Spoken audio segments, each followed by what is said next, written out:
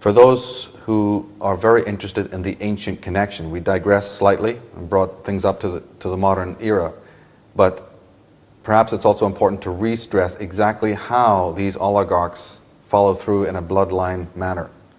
And one of the most important connections from the ancient world, the ancient dynasties, up into the modern, are a group of people from Italy, from Venice specifically, that have dominated the world for many generations, that have been loosely called the Black Venetians. Now this term, the Black Venetians or the Black Nobility, is their own term.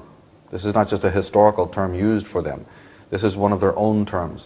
And they became known as the Black Nobility or the Black Venetians because literally their deeds were so black.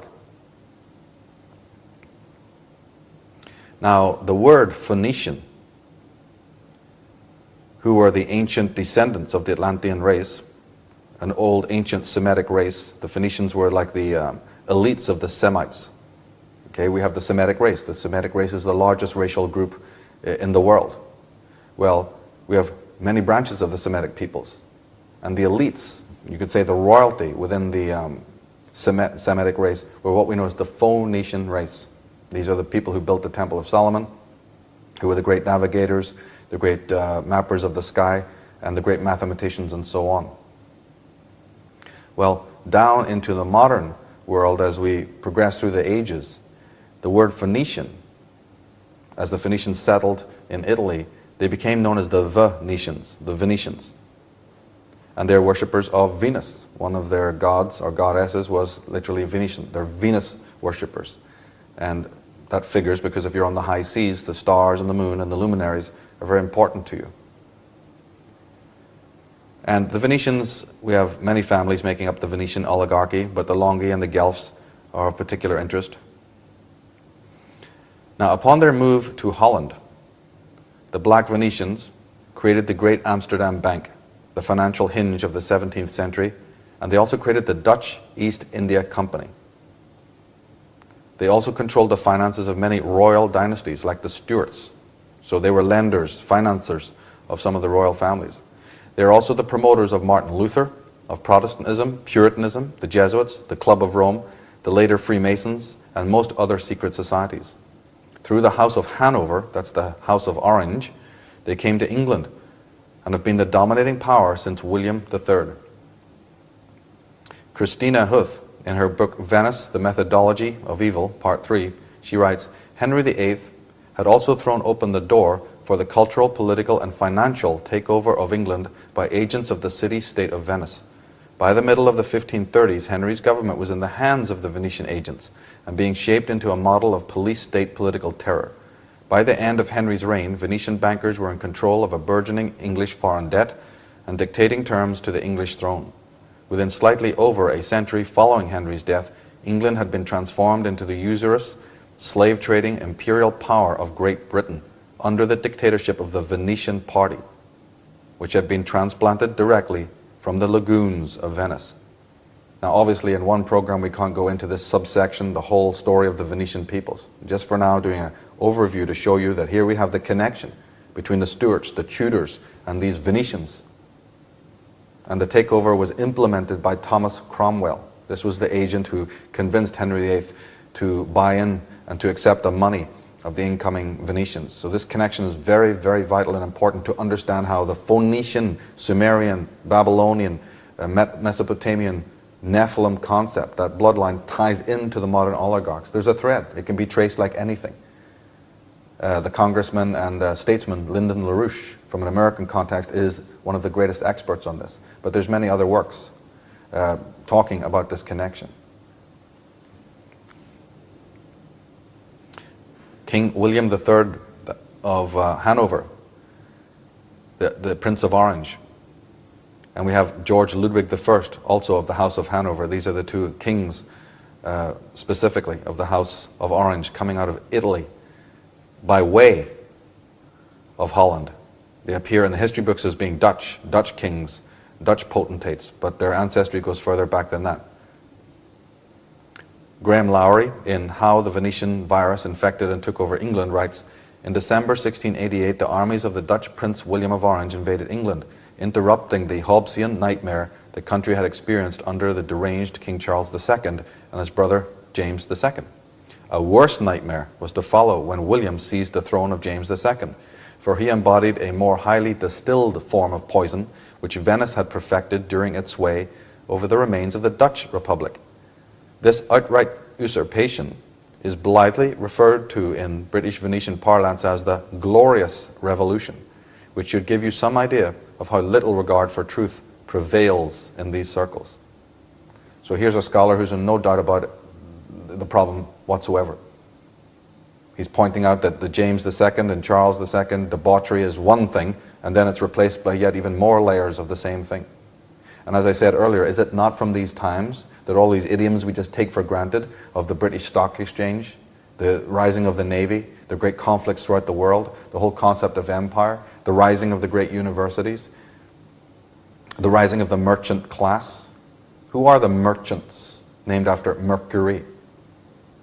We have some questions here. The very things that we take for granted, the very idea that individuals on the street level say, oh, we can't imagine any secret society just coming in and taking over. Well, that's right. You needn't imagine that because it didn't happen. Secret societies obviously couldn't just come in to the wide diversity of our modern age and just take over. But they didn't do that. These oligarchs formed our cities. They formed the political systems that we have. No more than a few hundred years ago, it was crown or it was gown. It was cross or it was crown. It was monarch on one side to mind control you and brainwash you and throw you in a dungeon, or it was the popes and the potentates. Two forms of control. Nobody just came in and took over. These individuals have created our cities, created our industries. They were there from day one. They were billionaires from the 1st century AD. And they're dancing on their desks to find out how easy it is to manipulate the herd, of the population of the world.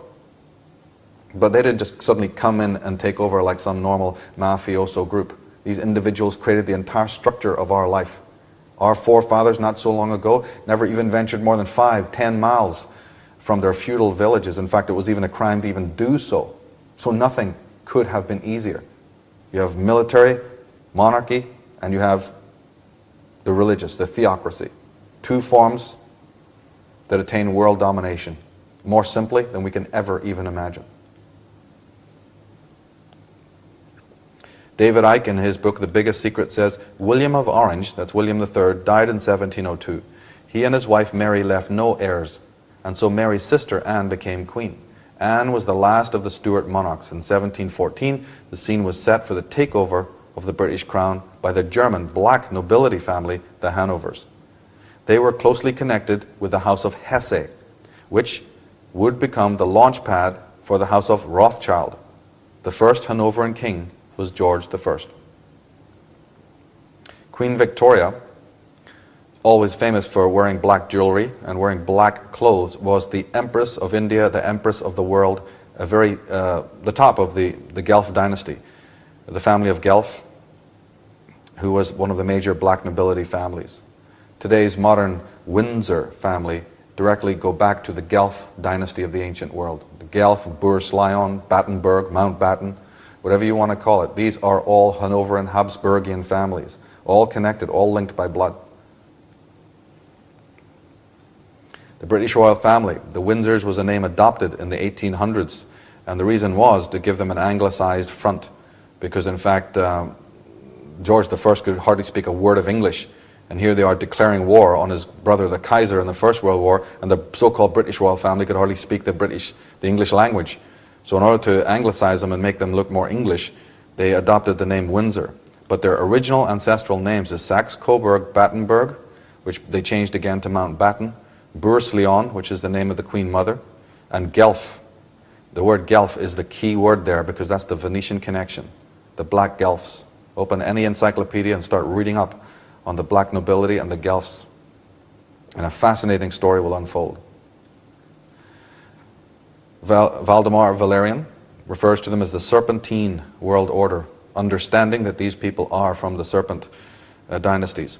All subsequent coups d'etats and revolutions and wars of the 19th and 20th centuries are centered in the battle of the Guelphs to hold and enhance their power, now the New World Order. In Atlantis, Alien Visitation and Genetic Manipulation, my book, I point out the fact that look at the grammar. Look at the statement. If you have a new world order, does not that imply in a way that we have an old world disorder? Well, as I've pointed out in this program, there certainly was more than enough disorder in the old world. And for those who think that the American politicians and leaders are in fact Republican and American and disconnected from royal ties, we find from David Icke that the Queen of England made Bush's military chiefs Colin Powell and Norman Schwarzkopf honorary knights of the British Empire. Honorary knights of the British Empire. This is not just some minor award you just happen to get of a weekend. These pats on the back show you who these individuals are actually working for. The British system controls the American system and always has. This is a republic on paper. That's it. The Constitution has long been null and void. The country's been bankrupt and in debt for goodness knows how long. And every leader, including Roosevelt, all the way back to the Founding Fathers, has been an agent of the Black Venetians, of the Knights Templar, the Knights of Columbus, the Freemasonic organizations, the Illuminati, and the British system that controls them. Professor Anthony Sutton, who wrote this fine book on the subject, American professor, was actually approached by the Skull and Bones as they attempted to recruit him. And not knowing who on earth this group was, he researched it. He opened their packages, he looked into the whole question, and in horror of who these people were, after years of research, he wrote many books on the subject, including this, America's Secret Establishment, Introduction to the Order of the Skull and Bones. And Sutton has grasped the essence of what we're saying here. He says in his book, their interests are global, and much as they may protest, we see no difference between trilateral globalism and, for example, British and French imperialism of the 19th century, or the Holy Roman Empire, for that matter. How right he is. Webster Tarpley, in the book The Venetian Takeover of England, writes, the oligarchical system of Great Britain is not autochthonous, product of English or British history. It represents rather the tradition, which has been transplanted into the British Isles through a series of upheavals into England and Scotland from the Venetian oligarchy, along with its philosophy, political forms, family fortunes, and imperial geopolitics. Jeffrey Steinberg, in The Last Empire in the History of the World, writes, these families constitute a financier oligarchy. They are the power behind the Windsor throne.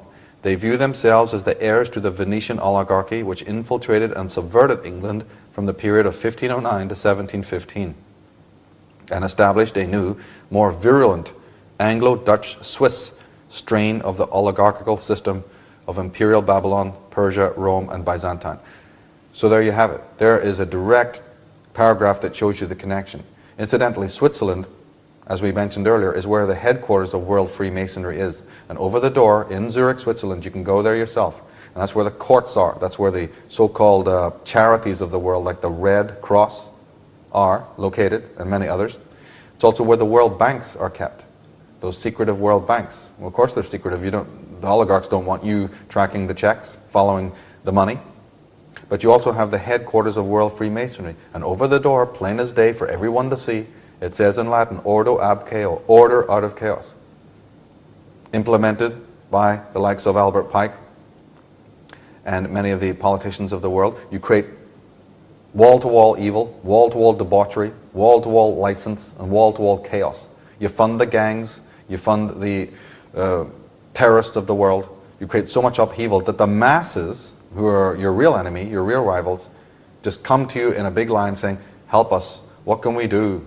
Let's strengthen the powers of government. If it worked for Adolf Hitler and Genghis Khan, it works for anybody. The statesman and leading economist, Lyndon LaRouche, who himself has spent time in the federal stockade,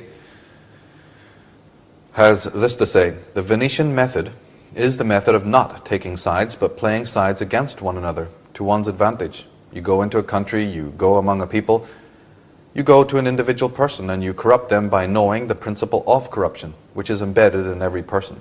That principle of corruption is the person's self-ego. as an autonomous ego, as a microcosm in counterposition, in struggle against the macrocosm. What LaRouche is pointing out here is more metaphysical. He's saying that the individual falls under hypnosis, he falls under control because he himself is divided. This is a more sinister, the more subtle, the more pernicious form of control. It's not just political, it's not just social, it's not just domestic. There's a psychological component to this. And I'll go into this in other programs in the series. But this idea of being in conflict within is the perfect bedrock, the perfect state of affairs that needs to exist before you accept or you become blinded to the conflict around you. You're more susceptible to that kind of control if your body politic, your own republic, is in complete chaos.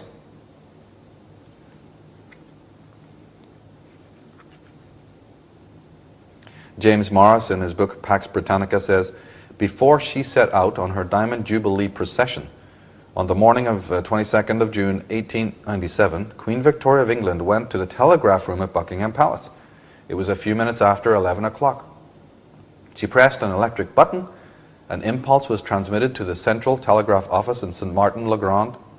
In a matter of seconds, her Jubilee message was on its way to every corner of her empire. It was the largest empire in the history of the world, comprising nearly a quarter of the land mass of the earth and a quarter of its population. Victoria herself was Queen Empress of such aged majesty that some of her simpler subjects considered her divine and slaughtered propitiatory goats before her image. So what Morris is bringing out here is the size and magnitude of this empire. And of course, we might ask a very simple question. What do you need empire for? Why would such a small, minuscule, insignificant country like England, of all places, granted with its Venetian Dutch oligarchy in control, why would it suddenly rise to send its tentacles out to the world? What is the reason? That reason has never been really handed to us. It's always put down to power and money, and that just covers it. But now we know of the old Atlantean tie, the old John Dee pact, and the idea that all peoples, all nations, all tribes had to be subjugated. The diamond mines, the ores that were needed to artificially move technology forward, move mankind forward to the point where the technology of the Nephilim could be rebuilt. We still live in those times. It's happening right before our eyes. Now, you have to take what popes say with a pinch of salt, but what Pope Pius VI said in his book, Memoirs of a Renaissance Pope, bears reading about the Venetians. He makes an interesting comment. He says, but what do fish care about law? As among brute beasts, aquatic creatures have the least intelligence. So, among human beings, the Venetians are the least just and least capable of humanity. And naturally, for they live on sea and pass their lives in the water. They use ships instead of horses. They are not so much companions of men as of fish and comrades of marine monsters. They wish to appear Christians before the world, but in reality they never think of God, and except for the state, which they do regard as a deity, they hold nothing sacred. Jeffrey Steinberg also says, among their own ranks, these financier oligarchs refer them to themselves as the Club of the Isles, after the original Prince of the Isles, Edward Albert, that's King Edward VII, the son of Queen Victoria, who orchestrated the Crimean War, the Opium Wars, the Russo-Japanese War, and World War I, to consolidate Britain as the primus inter pares, that's the first among equals, of the European monarchs and feudal families. The Club of the Isles, under the direction of the British monarchy, draws its resources and personalities from the Netherlands, Switzerland, France, Germany, and Italy, and orchestrates the actions of the caste of terminally Anglophilic Americans, typified by Henry Kissinger and former President George Bush.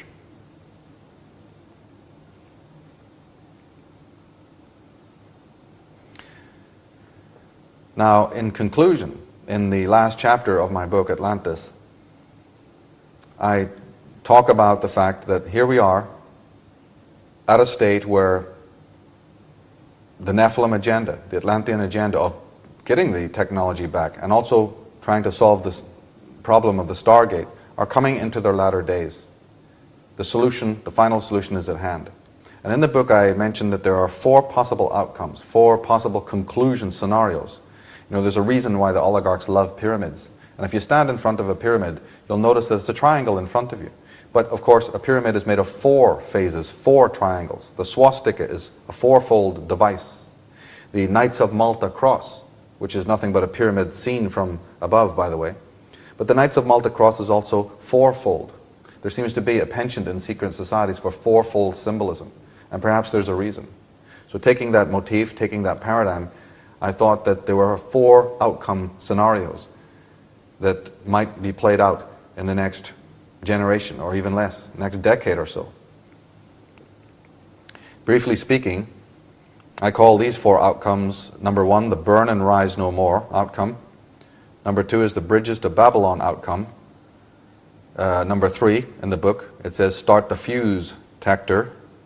And number 4 is the Empire Strikes Back scenario. More specifically, outcome 1, the progeny of Atlantis succeed in regaining all their technological hardware, especially that for breaking through the Stargate, and prepare for departure. In so doing, they come out into the open more than ever, startling the human race, who cannot comprehend what is happening. When they are out of range, they destroy our planet and all that lives on it. Does that seem far-fetched? Well, let's think. Does any criminal like to leave footprints and fingerprints behind? The individuals who came here and got interned on our planet have absolutely no love for us.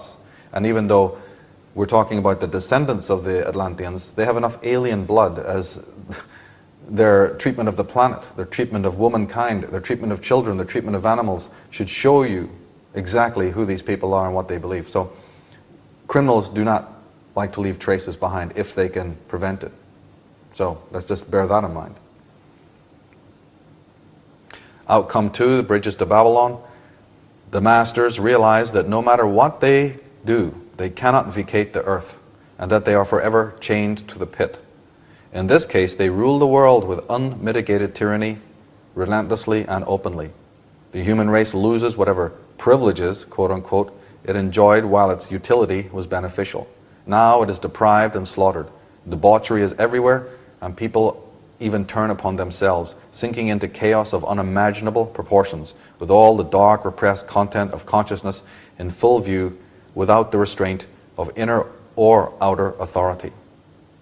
We see many movies, from Judge Dredd to Blade Runner to all sorts of movies showing the debauchery, the coming chaos in the streets, from They Live to Life Force. Lots of movies contemplating this particular type of scenario where law and order goes out the door, and all that is repressed within us, all the years of frustration and hatred, that's encoded in us, the human race just goes crazy with cudgels in the street type of scenario. Number 3, the good, quote unquote, under the weight of the yoke, finally rise against their oppressors, actively preventing them from ever leaving and taking their evil elsewhere. However, to do this, we destroy, that is, sacrifice ourselves, taking them with us. And I'm thinking of Start the Fuse Tactor from the Sam Peckinpah movie, the Wild Bunch. I mean, this is kind of heroics that probably would very much impress Sam Peckinpah. Naturally, it's something we would not normally want to choose, because it would mean that the earth would just become a revolving headstone. You solve your problem, though, but it's not the best option. However, this kind of scenario almost has taken place several times in history before. In Celtic mythology, if you read in detail the stories of the Taffety Danann and how they had to combat these forces with sword in hand, by the way. They weren't doing it today with microphones, cameras, placards and speeches and books. They actually did it on the field of battle right in front of these individuals.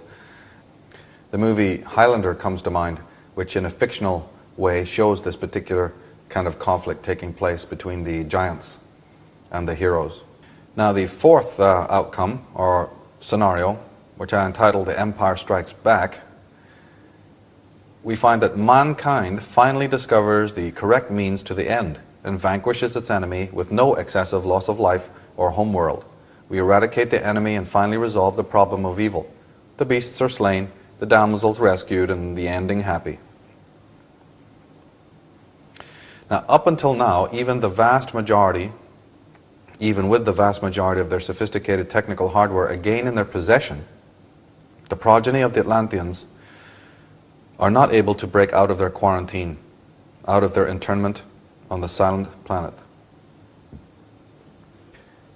In the book Against Civilization, we read, the combined military expenditures of all the world's governments in 1987 were so large that all of the social programs of the United Nations could be financed for 300 years. This one caption, this one statement, basically tells us the whole gig. In 1 year, just 1987, we have this vast expenditure on what? Technology and military. But yet every program of the United Nations, they're all screaming for money and let's heal the world. We can't get round to it. We just don't know how we can crack it. I don't know how backward you have to be to not see what the problem is, what the agenda is. $900+ billion is spent on military budgets a year worldwide, with 50% of that spent by the US. The Pentagon spent $9,000 per second before the 9/11 attack.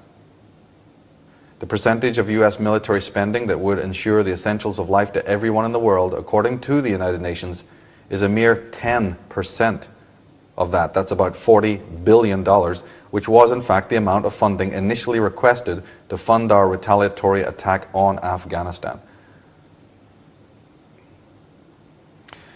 Now, coming to the whole question, the ongoing pursuit of getting out of here, you may build your technology back to the place where you had it 50,000 years ago when you crossed space.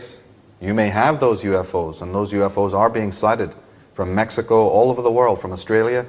Individuals in our modern world are seeing constant evidence. There's plenty of traffic in the sky to prove that there's UFO activity, even though we're being duped into thinking it's true extraterrestrials visiting our planet. We're not aware yet, as I advocate, that these are Earth ships. These are the product not only of Hermann Oberth and Werner von Braun from Germany, but from the Renaissance, from the time of Leonardo da Vinci. And before, we have crafts, I believe, that were able to be rebuilt and flew up into the heavens, discovered the existence of the Stargate. So here we have this problem. Now, in the book, what we talk about is how you will go about then breaking through this. Dee and his macrobes have offered up the world in a ritual. Two of the basic tenets that were handed down was, look, you have to learn how to release energy from matter, but we're going to have to show you that in 2 stages because you're too dumb to get it. They told this to Dee. They said, you humans are not going to get this, so we'll have hundreds of years just to show you the first, how you release energy from matter, which was, in history, the releasing of the atomic bomb. Then they pat themselves on the back saying, we've got that far. So from that age, from the time of the atom bomb's explosion, the next phase of the macrobes takes place. How now to show how to create matter from energy. This is the high technology that's needed to deal with the Stargate. So SRI, MIT, many of the think tanks and technical agencies that are out there, all the experimentation and research into nanotechnology and virtual reality and all the other expenditures while people are starving in the world. There's an agenda, an occult agenda. And the occult agenda is seen on the logos of half of these corporations. They're not even trying to hide it from us. But they know, as Edgar Allan Poe said, you want to hide something, you put it in plain sight. But there's been other attempts to break through the Stargate.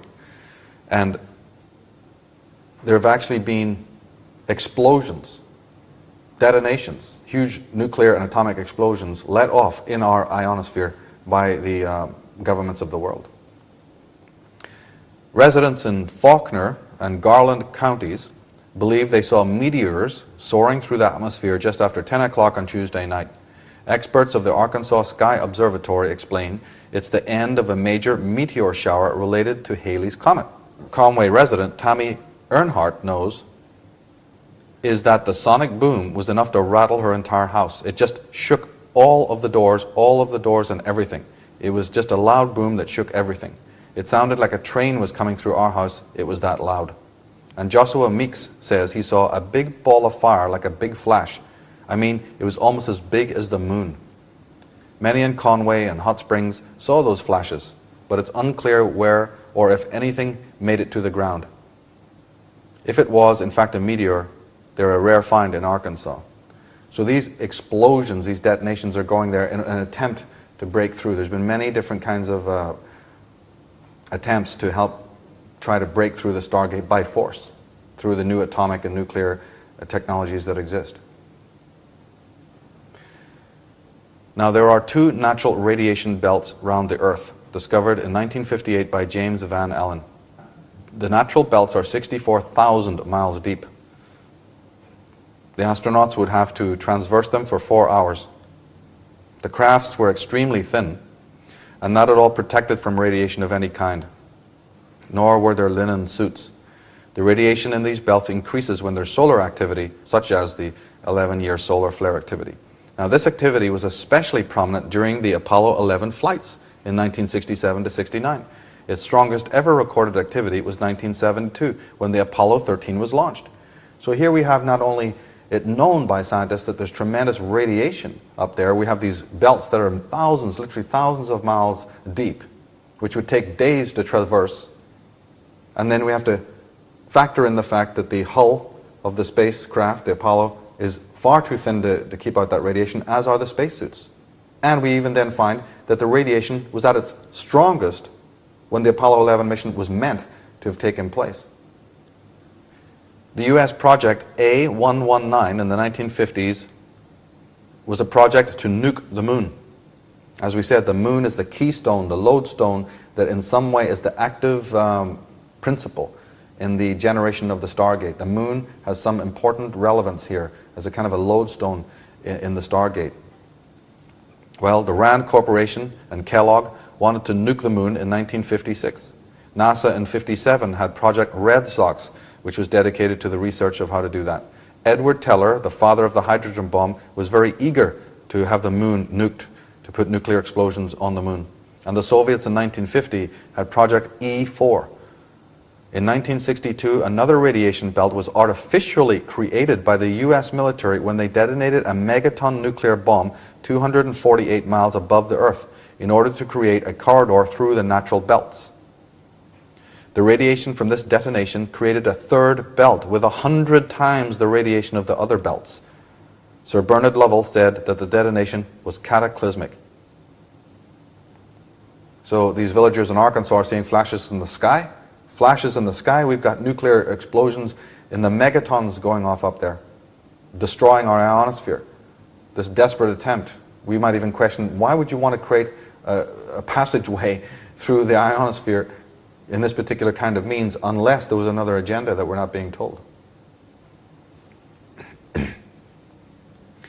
Believe it or not, there was even an attempt, even there's a technology research to find a way to move the planet Earth to a new location of our solar system. They claim they need to do this to offset the worst effects of global warming. Yeah, right. Now, I want to be specific here. This was an idea to literally move the planet Earth from its original orbit, which I believe is tied into the idea that they're thinking if you can do that, that might also break the chain, break the Stargate, to literally move the planet Earth itself. One of the most important methodologies, and possibly one that might in the future be even successful, is microwave technology, such as HAARP, which was originally created or researched in Alaska, which is powerful microwave technology. In my book, I actually go into the fact that it is the superheating of the atmosphere, the superheating of the ionosphere, and it is these nuclear detonations that is responsible for the ozone hole. And it's not CFCs and the McDonald's cartons. CFCs are a contributing factor to problems in the ozone, but CFC molecule is 3 times heavier than air. It doesn't rise, it sinks. So if CFCs got up there, it's because of nuclear detonations on the Earth. It's to do with the upswing from rockets when they're taking off and going up there. They drag the dust up there and take the CFCs there. And CFCs have been an agricultural problem for many years.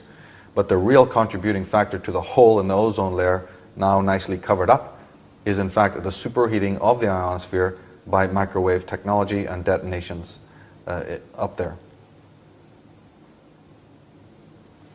Now, HAARP is very important in this scenario because it has been specifically designed to try and break through the Stargate. It's pretty much an analogy can be used of a burglar. Any type of burglar who's trying to penetrate through a security fence, the idea is to put a dummy wire situation. You connect a dummy wire here and a dummy wire here to break the circuit, and then you can cut the main fence and leave yourself a portal to go through. Now, of course, you don't go up to the ionosphere with a pair of pliers or a hacksaw, but what you can do is try to break the Stargate and open a portal by way of lasers and microwave technology. Microwave technology is created in Alaska, it's all tested, then they mount it onto satellites, which help to create a beam either on the moon or out into outer space.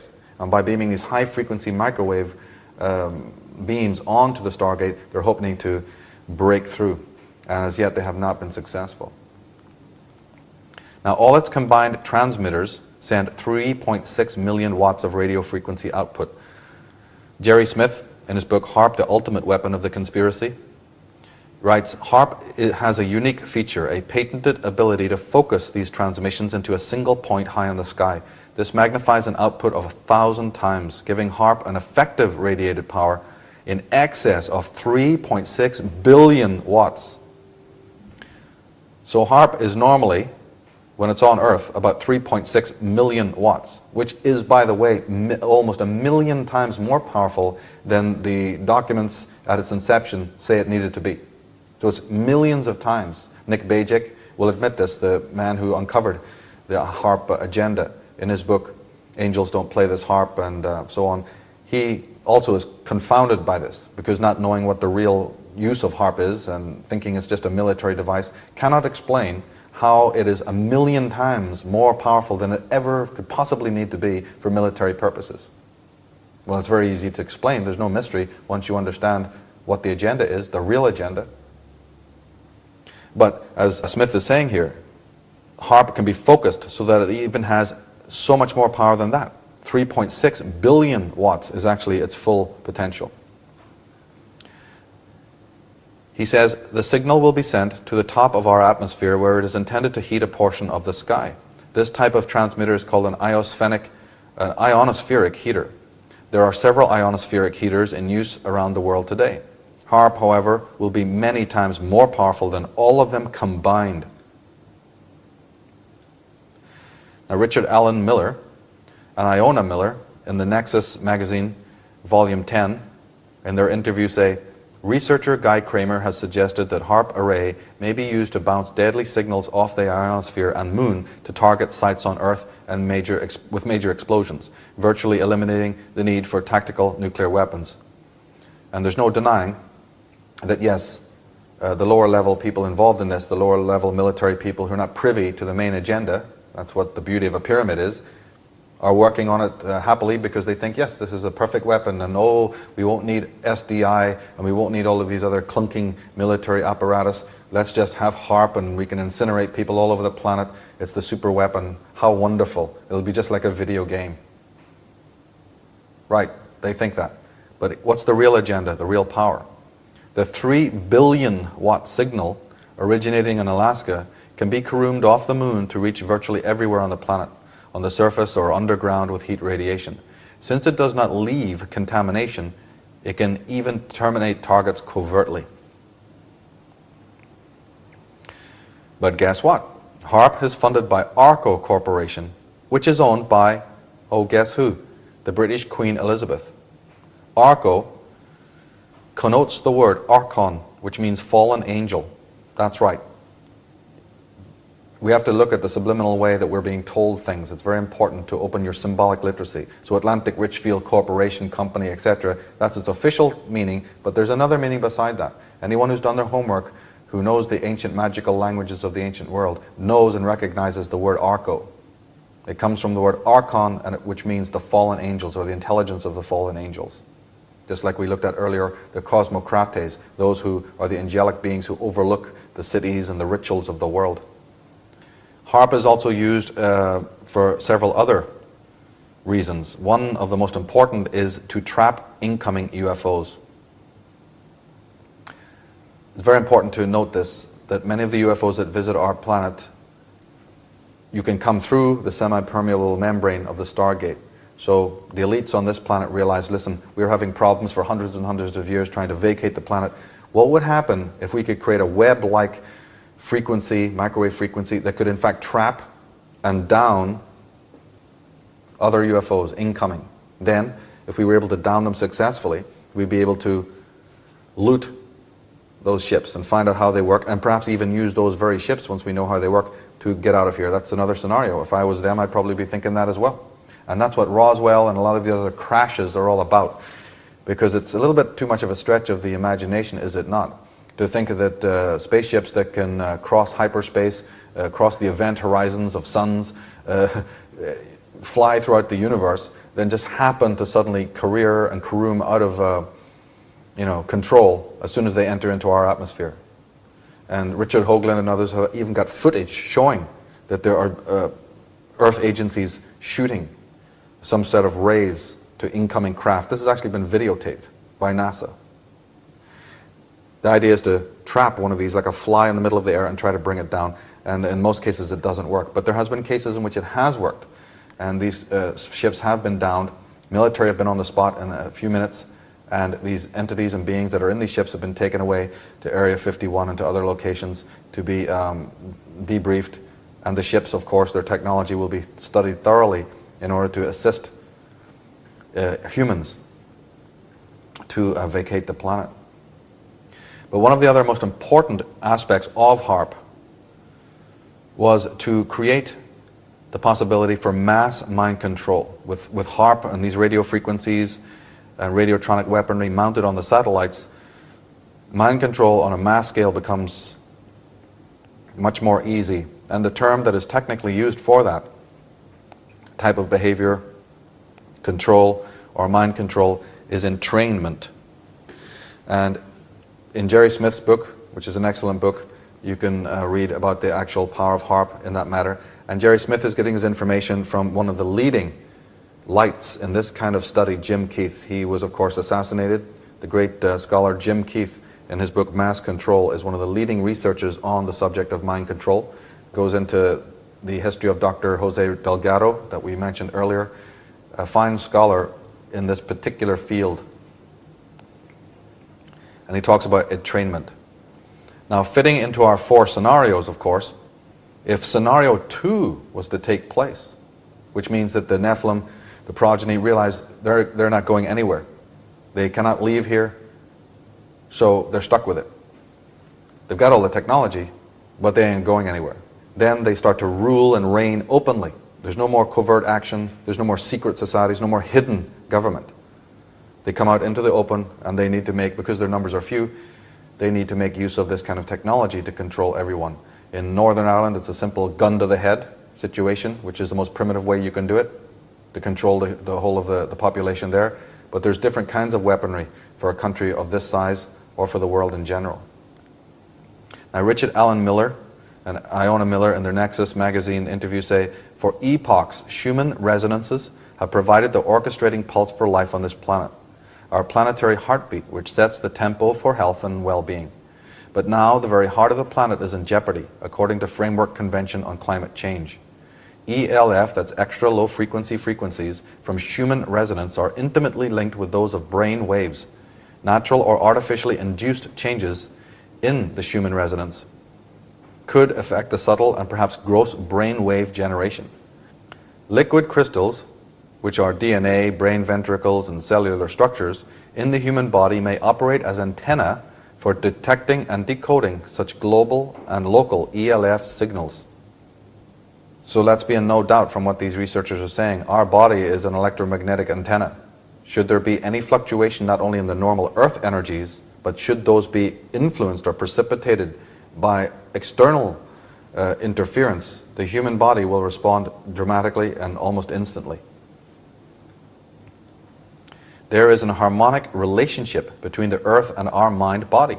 Earth's low-frequency isoelectric field, the magnetic field of the Earth, and the electrostatic field that emerges from our bodies are closely interwoven. Our internal rhythms interact with external rhythms, affecting our balance, our REM patterns, and mental focus. Schumann resonance waves probably help regulate our body's internal clock, affecting sleep and dream patterns, arousal patterns, and hormonal secretion. Environmental rhythm, the fundamental driving system for all life on our small blue planet, is jeopardized by human manipulation of the ionosphere, such as HARP.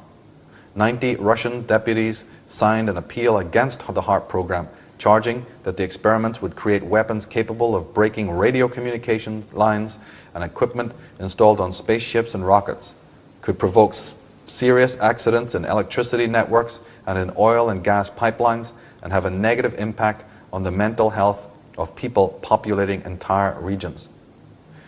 Some researchers are speculating that the entrainment process has already happened or is being dabbled in, and that's why there's a rising levels of depression and delinquency in our world that cannot be normally explained in any other way. Jim Keith was certainly a big believer that this entrainment process has already begun in certain regions of the world. Now in the book of Enoch, we read, "And when men could no longer sustain them, the giants turned against them and devoured mankind. And they began to sin against birds and beasts and reptiles and fish, and to devour one another's flesh. Then the earth laid accusation against the lawless ones." And this whole campaign against nature is central stage in this whole scenario. From the earliest times, certainly from the post-Diluvian epochs that we were looking at, right down to the present day. The whole extent of this crime against the planet we can read here. Ecologists fear that we are losing between 50 and 150 species each day, a rate thousands of times higher than the evolutionary background extinction rate of about one species a year. Some estimate that we have lost perhaps 600,000 species since the biotic holocaust began around 1950. If present trends continue, half of all the species on Earth would be extinct in the next 50 years. Overhunting, pollution, and climate change are factors in this sixth mass extinction event. But by far the greatest cause is habitat loss. The lost ecological services would be devastating. It may take 5 million to 10 million years for biological diversity to recover. Half of the Earth's original forest cover is gone, and an additional 30% is degraded and fragmented. Only 20% of the original forest on Earth remains today as large, relatively undisturbed frontier forests. And half of this frontier forest is threatened by human activity, mostly by logging. Another 100,000 square miles of forest is lost each year, mostly in the tropics, and only a very small amount of this forest loss is offset by regrowth. Since 1960, about 30% of the Earth's tropical forests have disappeared, and with them, thousands of species. Between 50% and 90% of the terrestrial species inhabit and depend upon the forests, and more than half of the threatened vertebrate species on Earth are forest animals. Now, the United Nations says that $40 billion a year, about what consumers spend on cosmetics, would provide everyone on Earth with clean water, sanitation, health care, adequate nutrition, and education. The Secretary General of the 1992 Earth Summit cautioned, "No place on the planet can remain an island of affluence in a sea of misery. We're either going to save the world, the whole world, or no one will be saved." But it's an old story, and it's been foreseen by the prophets of old, perhaps some of the Lemurian bloodline, who are the bringers of culture, the sensitive ones, the ones with the human DNA, who have sensed these travesties even before they've begun. From Pastor Bartholomeus, in 1638, we read a prophecy. He says, "A great change will come to pass, such as no mortal man will have expected. Heaven and hell will confront each other in this struggle.